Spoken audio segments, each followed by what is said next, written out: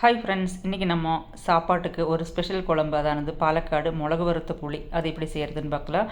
தேங்காய் எண்ணெய் ஊற்றி கடுகு பொரிஞ்சதுக்கப்புறம் கொஞ்சம் வரமிளகா, ஒரு 4 வரமிளகாய் கிள்ளி போட்டு, உளுந்து பருப்பு, துவரப்பருப்பு, கொஞ்சம் ஒரு ஜீரகம், கொஞ்சம் வெந்தயம் இதெல்லாம் போட்டு நல்லா பொரிஞ்சதுக்கப்புறம் துவரப்பருப்பு, கடலைப்பருப்பு எல்லாம் போடலாம். நல்லா அந்த இதெல்லாம் பொரிஞ்சதுக்கப்புறம் கருவேப்பிலை, வெங்காயம், சின்ன வெங்காயம் தான் போடணும். அதுதான் டேஸ்ட்டாக இருக்கும். கொஞ்சம் பூண்டு, 2 பச்சை மிளகா இதெல்லாம் போட்டு நல்லா வறுத்துக்கணும். ஒரு நெல்லிக்காய் அளவு புளி இருந்தால் போதும். ரொம்ப புளியும் ஊற்ற வேண்டியதில்லை. ஆனால் புளிக்குழம்பு தான்.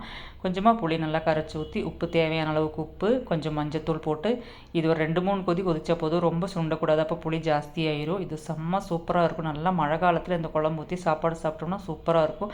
அதுக்கு பொரியலுக்கு நான் பயத்தங்காயும் உருளைக்கிழங்கும் வேக வச்சுருக்கிறேன். அதுக்கப்புறம் கடுகு, வரமிளகா, கொஞ்சம் மிளகுத்தூள் இது மட்டும்தான் போட்டிருக்கிறேன். லைட்டாக மஞ்சத்தூள் போட்டு இந்த பொரியல் செம்ம சூப்பராக இருக்கும். தட்டைக்காயின்னு சொல்லுவோம்ல.